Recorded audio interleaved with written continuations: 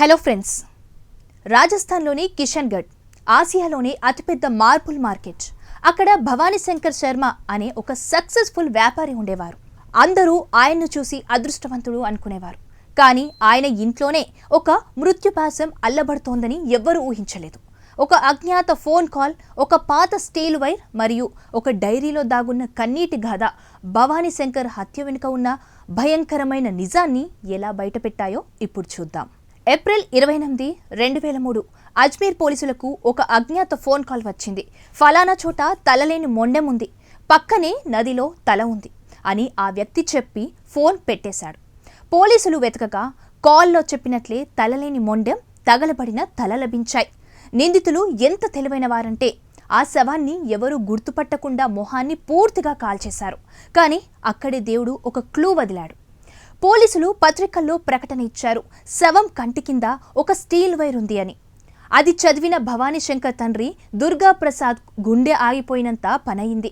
చిన్నప్పుడు జరిగిన ప్రమాదం వల్ల భవానీకి ఆపరేషన్ చేసి అక్కడ స్టీల్ వైర్ వేశారు.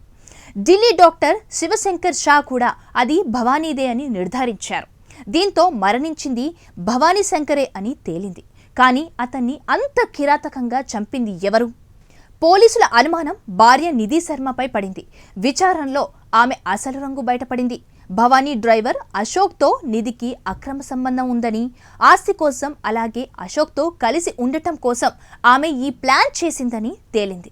ఏప్రిల్ 26, 2003 భర్తకు నిద్రమాత్రలు కలిపి జ్యూస్ ఇచ్చి ఆపై డ్రైవర్ సహాయంతో గొడ్డలతో దాడి చేసి చివరకు వంటింటి కత్తితో గొంతు కోసి చంపేసింది.